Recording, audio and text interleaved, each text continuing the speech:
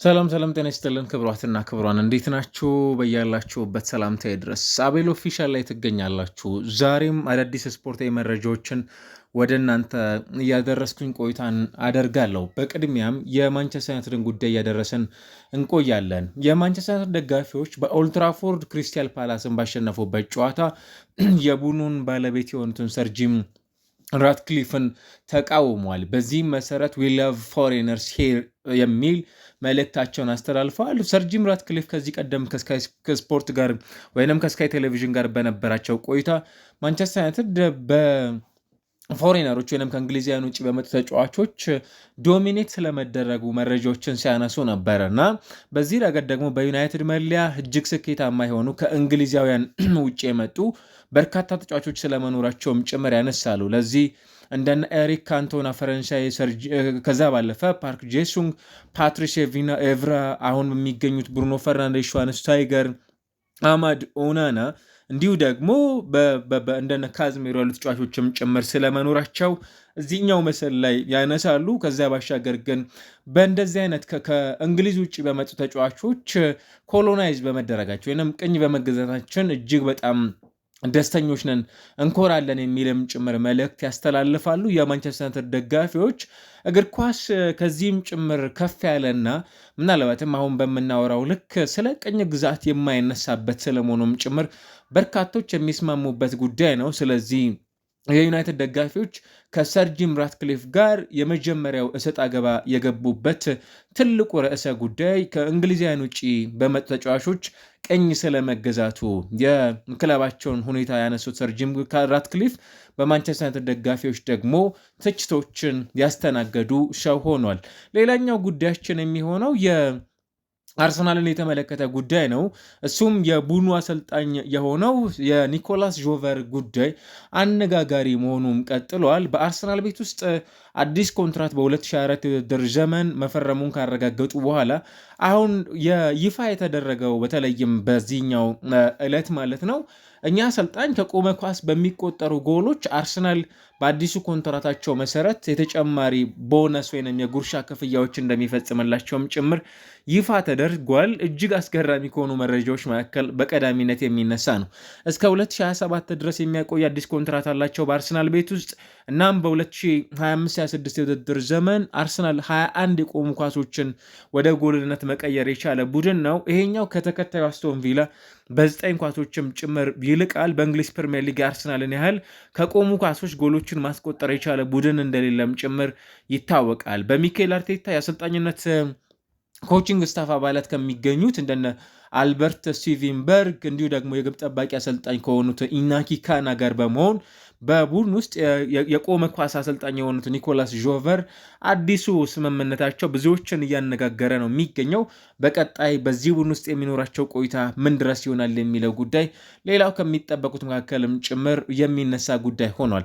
እዚሁ አርሰናል ጋር ተያይዘው ከሚነሱ ርዕሰ ጉዳዮች ውስጥ አሰልጣኝ ሚኬል አርቴታ ከትላንትናው ጨዋታ በኋላ ስለ ወሳኝ ተጫዋቻቸው ዴክላን ራይስ አሴታቸውን አጋርተዋል። እሱ ምንድን ነው ተጫዋቹ ምናልባት በሚቀጥለው ጨዋታ ይሄ መጠነኛ የሚባል ጉዳቶች ተጫዋቹ ላይ እንዳሉም ጭምር ጠቆም አድርጓል። በሚቀጥለው ሳምንት በሚኖራቸው መርሃ ግብር ላይ በጨዋታው 76ኛው ደቂቃ ላይ ቀይረው ያስወጡት ዴክላን ራይስን በተመለከተ ይመለሳል አይመለስም ለሚሉት ጉዳዮች የሚመለከቱ እንደሆነም ጭምር ነው ይፋ ያደረጉት። ነገር ግን ምቾት እንዳልሰማውና ተጫዋቹን ለመቀየር መገደዳቸውንም ጭምር የሚያሳይ መሆኑን አሰልጣኝ ሚኬል አርቴታ ከጋዜጠኞች ጋር በነበራቸው ቆይታ ይህንን መረጃ ይፋ አድርጓል።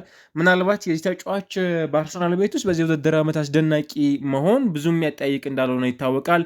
ከቦክስ ቱ ቦክስ ሩጫዎችን ማከናወን የሚችል የአርሰናል ወሳኝ ከሚባሉ ጨዋቾች መካከል በቀዳሚነት የምናነሳው ቡድን ውስጥም በርካታ ጨዋታዎችን ማከናወን የቻለ ተጫዋችም ጭምር እንደሆነ በዚህ ውድድር ዓመት የተመለከትነው ተጫዋች ነው እና አሁን ባለፉት 87 በሚጠጉ ቀናት 21 ጨዋታዎችን ያከናወነው ቡድኑ በርከት ያሉ ተጫዋቾችን ዘንድሮ በጉዳት ምክንያት እያጣ ነው የሚገኘው።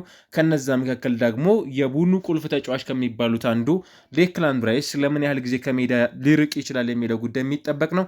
ነገር ግን አርሰናል በሳምንቱ ሌላው ተጠባቂ የሚባል መርሃ ግብርን ሲያከናውን ተጫዋቹን ምናልባት በሜዳ ውስጥ ያለ መመልከት እድል ሊኖረን እንደሚችል ይጠበቃል። ከብራይተን ጋር የፊታችን ረቡዕ ጨዋታውን ያከናውናል ማለት ነው። ለዛ ጨዋታ ይደርሳል አይደርስም የሚለውን አሰልጣኝ ሚካኤል አርቴታ የሚያሳውቁ ነው የሚሆነው። ከዚህኛው ባሻገር ተመሳሳይ በዚህ ሰዓት ላይ የሊቨርፑል የፊት መስመር ተጫዋች ከሆኑት መካከል አንዱ ፍሎሪያን ቪርትዝ አንዱ ነው። በተለይ የሚቀጥሉትን 2 መርሃ ግብሮች በሊቨርፑል ቤት ውስጥ ይህ ተጫዋች ግልጋሎት እንደማይሰጥም ጭምር አሰልጣኝ አርኔ ስሎት ይፋ አድርገዋል። በዚህ ውድድር ዓመት እንግዲህ የአውሮፓ ሻምፒዮንስ ሊግ ትልቁ ተስፋው እንደሆኑ ከሚጠቀሱላቸው ቡድኖች መካከል አንዱ ሊቨርፑል እንደሆነ ይታወቃል እና በኤፍኤ ካፕ እና በእንግሊዝ ፕሪሚየር ሊግ መርሃ ግብሮቹን ያከናውናል። ከውልቭስ ጋር በተመሳሳይ ዕለተ ማክሰኞ ነገ ጨዋታውን ሲያከናውን፣ በተመሳሳይ ደግሞ በሚቀጥለው ሳምንት በዚሁ ሳምንት አርብ ደግሞ በእንግሊዝ በኤፍኤ ካፕ ከውልቭስ ጋር ጨዋታውን ያከናውናል። የሚገርመው ሁለቱም ጨዋታዎች ከውልቭስ ጋር ነው በፕሪሚየር ሊጉ እንዲሁም ደግሞ በኤፍኤ ካፕ መርሃ ግብሮች የሚያደርገው ከሜዳ ውጭ። ታዲያ በእነዚህ 2 ጨዋታ መርሃ ግብሮች ላይ ይሄው የሊቨርፑል የአማካይ ስፍራ ተጫዋች የሆነው ፍሎሪያን ቪርትዝ ግልጋሎት እንደማይሰጥም ጭምር ነው ይፋ ያደረጉት። ሌላኛው ጉዳያችን የሚሆነው ሃሪኬንን የተመለከተ ጉዳይ ነው። ምናልባት በእግር ኳስ እየተመለከትናቸውም ከሚገኙ እጅግ አስደናቂ ከሚባሉት ተጫዋቾች መካከል በትልቁ ልናነሳው የሚገባ ይመስላል። ባየር ሚኒኮች የዚህን ተጫዋች የተጨማሪ ዓመታት ኮንትራትን ለማስፈረም ንግግር ለማድረግ ዝግጁ ስለመሆናቸውም ጭምር መረጃዎች እየጠቆሙ ነው የሚገኙት። ምናልባትም የሃሪኬን ቆይታ እስካሁን ድረስ የተረጋገጠ መሆን ባይችልም እንደ ባየር ሚኒክ ከሆነ ግን ነገሮች ተጫዋቹ በክለቡ እንዲቆይም ጭምር ይፈልጋሉ። ምናልባት በ24 ጨዋታዎች 30 ጎሎችን አስቆጥሯል። አንድ ተጫዋች እንዴት በዚህ ልክ በርካታ ጎሎችን እንደሚያስቆጥርም ጭምር እየተመለከትንባቸው ከሚገኙ አስደናቂ የሚል አገላለጽ ብቻ የማይመጥነው ተጫዋች መሆኑንም ጭምር እያስተዋልንባቸው የሚገኙ የፕሪሚየር ሊግ ምሽቶችን እያሳለፈ ነው የሚገኘው። ሃሪኬን በቀጣዮቹም ቆይታዎቹ በጀርመን ቡንደስሊጋ እንዲቆይ ከሚጠበቁና ከሚፈለጉት ተጫዋቾች መካከል መሆኑን የሚያሳዩ እዛው ወደ ባየር ሚኒክ በኩል ፍላጎቶች መኖራቸውም ጭምር እየተመለከትንበት የሚገኝ ተጫዋች ሆኗል። ቀጣዮቹ ቆይታዎች ከሃሪኬን ጋር ተያይዘው ምን ይሆናሉ? ወደ ባርሴሎና ሊያቀና የሚችልባቸው አማራጮች እንዳሉም ጭምር በዚህ ሰዓት ላይ መነሳት ጀምረዋል። ይህ ነገር ይሳካሉ አሊያስ አይሳካም የሚሉት ጉዳዮችም ጭምር ከሚጠበቁት የዝውውር መረጃዎች መካከልም ጭምር የሚነሱ ዓለም የሚጠቀሱ ርዕሰ ጉዳዮች ውስጥ ሆኗል። የፊፋው ፕሬዚዳንት ዣን ኢንፋንቲኖ አንድ መረጃ ይፋ አድርጓል። እሱም ምንድን ነው? በቅርቡ በተለይም ፕሬስቲያኒንና እንዲሁ ደግሞ የቪኒሺየስ ጁኒየርን ጉዳይ በተመለከተ ከዘረኝነት ጥቃት ጋር በተያዘ ተጫዋቾች ከዚህ በኋላ አፋቸውን ይዘው ተጫዋቾችን በሚናገሩበት ወቅት በቀጥታ በቀይ ካርድ ከሜዳ እንደሚወጡም ጭምር ይፋ አድርጓል። ለዚህ ደግሞ የመጀመሪያና ትልቁ ምክንያት ብለው ያሉ ተጫዋቾች ምንም አይነት ተጫዋቾችን ፕሮቮክ የሚያደርጉ ንግግሮችን የሚያደርጉ ከሆነ ለምን አፋቸውን መሸፈን አስፈለገ? ስለዚህም ተጫዋቾች ይህንን ድርጊት በተደጋጋሚ የሚተገብሩ ከሆነ በቀጥታ በቀይ ካርድ ከሜዳ እንደሚወጡም ጭምር እኚሁ የፊፋ ፕሬዚደንት የሆኑት ጂያን ኢንፋንቲኖ ሀሳባቸውን ይፋ አድርጓል። ይሄ ለብዙሃኑ ተጫዋቾች ይበል ከሚያሰኙ ተግባራቶች መካከል አሊያ መረጃዎች መካከል በትልቁ ሊነሳ የሚገባ ነው። ምክንያት ስንል ደግሞ ተጫዋቾች ላይ በቅርብ ጊዜ እንዲሁ አፋቸውን እየያዙ የዘረኝነት ጥቃትን እያደረሱ በመሆናቸው ምክንያት ለተጫዋቾች እጅግ አስፈላጊ ከሚባሉ ርዕሰ ዜናዎች አሊያም ጉዳዮች መካከልም ጭምር የሚነሱ ስለመሆኑም ጭምር ነው በዚህ ሰዓት ላይ ማንሳት የሚቻለው። ሌሎች ጉዳዮችን እንመልከት። በቼልሲ በኩል የተጫዋቾችን ጉዳት በተመለከተ አሁን ላይ መረጃዎች እየወጡ ነው የሚገኙት።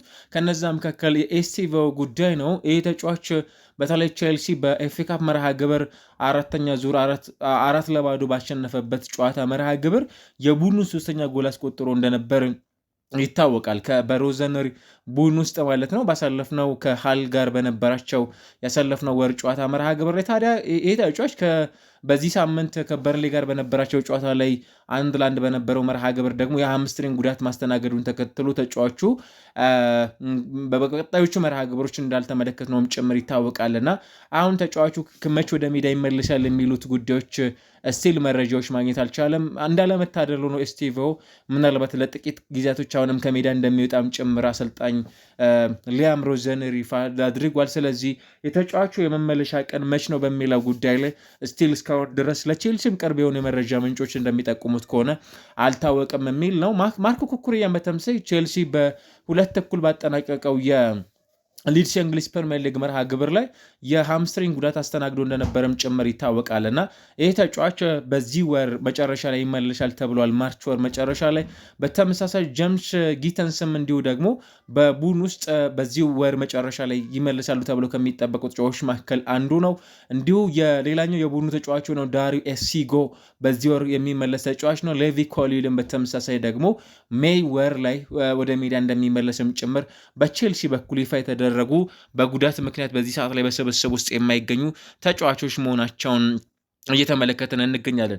የትኞቹ ተጫዋቾች ቀደም ብሎ ወደ ሜዳ ይደርሱለታል የሚለው ጉዳይ በቼልሲ በኩል ከሚጠበቁ ቀዳሚ መረጃዎች መካከልም ጭምር የሚነሱ ናቸው። ነገር ግን በጉዳት ምክንያት እየተቸገሩ ከሚገኙ የፕሪሚየር ሊግ ክለቦች መካከል አንዱ ሆኗል። አክቹዋሊ ቼልሲ በፕሪሚየር ሊጉም ጭምር ደግሞ በቀይ ካርድ ሰለባ ከሆኑ ቡድኖች ውስጥ አንዱ ነው። 9 ቀይ ካርዶችን መመልከት የቻለ በአጠቃላይ በዚህ ውድድር ማለት ነው ቀዳሚው የፕሪሚየር ሊግ ቡድንም ጭምር ያደርገዋል። ምናልባትም ከተከታዮቹ በ5 ቀይ ካርዶች ልቆ እንደሚገኝም ጭምር በውድድር ዓመቱ እየተመለከትናቸው ከሚገኙ ክለቦች መካከል ፈርቀዳጅ ሆኖ እየተመለከት ነው እንገኛለን። ሌላኛው መረጃችን የሚሆነው አርኔ ስሎትን የተመለከተ ጉዳይ ነው። የሊቨርፑል አሰልጣኝ የሆኑት አርኔ ስሎት የተናገሩት ነገር ብዙሃኑን የእግር ኳስ ቤተሰቦችን የሚያስማማ ርዕሰ ጉዳይ ይመስለኛል። እግር ኳስ አዝናኝ ስለመሆኑ አዝናኝ እንዳልሆነም ጭምር በዚህ ሰዓት ላይ አንስተዋል። አንዱ ጉዳይ ምንድን ነው? የቆሙ ኳሶችን ቡድኖች ታርጌት አድርገው ወደ ሜዳ በመግባታቸው ምክንያት እግር ኳስን አዝናኝነትን በተመለከተ እኚህ ደቻዊ ሀሳባቸውን አጋርተዋል። እሳቸውም እንደሚሉት በርካታ ጨዋታዎች እንደመመለከታቸው ከሆነ በፕሪሚየር ሊግ ውስጥ ተመልካቾችን ከማዝናናት ይልቅ በአብዛኛው የቆሙ ኳሶች ላይ ትኩረትን ያደረጉ መሆናቸውንም ጭምር ነው የተመለከቱት። በዚህ ምክንያት ደግሞ የአዝናኝነቱን ጥያቄ ማንሳታቸውም ጭምር እየተሰማ ነው የሚገኘው። ይሄኛው ብዙ ጊዜ ብዙዎቻችን ከምናነሳቸው ርዕሰ ጉዳዮች መካከል የሚነሳ ነው። የእግር ኳስ አሁን ላይ ሜዳ ላይ የመቆየቱ ጉዳይ ከ55 ደቂቃዎች ያልበለጡ መሆናቸውም ጭምር በእግር ኳስ የሜዳ ላይ ቆይታዎች ያስተዋልናቸው ከሚገኙ ርዕሰ ጉዳዮች መካከል የሚነሱ ናቸው። የአርኔ ስሎት ሀሳብም ጭምር ብዙዎቹን የእግር ኳስ ተመልካቾችን ጭምር ደግሞ የሚደግፍ የሚገዛ ሀሳብ መሆኑንም ጭምር ያስተዋልናቸው የተመለከትናቸው ከሚገኙ ጉዳዮች መካከልም ጭምር የሚነሳ ሆኖ እያየነው እንገኛለን። ዲዬጎ ዳሎት ምናልባትም ማንቸስተር ዩናይትድን በተመለከተ ወደ አውሮፓ መድረክ እንደሚመለስ በተለይም የአውሮፓ ሻምፒዮንስ ሊግ ሀሳቡን አጋርቷል እና በቡድኑ በኩል በተለይም ይሄኛው የውድድር ዓመት የአውሮፓ ሻምፒዮንስ ሊግን የሚመለሱበት እንደሆነም ጭምር ነው ያጋራው። እንግዲህ ማክሲመም ወደ 40 የሚጠጉ ጨዋታዎችን የማከናወን ግዴታ ውስጥ የሚገባበት የውድድር ዓመት ይሆናል። ዩናይትድ ከሊግ ውጭ መርሃ ግብሮች በቶሎ ነበር ከካራቦ ካፕ እንዲሁም ከኤፍኤ ካፕ መርሃ ግብሮች የወጣው ለማንቸስተር ዩናይትድ የውድድር ዓመቱ ወደ አውሮፓ መድረክ የሚመለሱበት ምሽቶችን እያሳለፉ እንደሚሆንም ጭምር ጠቁሟል ተጫዋቹ። እንግዲህ እንደሚታወቀው ማንቸስተር ዩናይትድ በፕሪሚየር ሊጉ አሁን 3ኛ ደረጃ ላይ መቀመጥ የቻለበትንም ጭምር ውጤት ማስመዝገቡ ይታወቃል።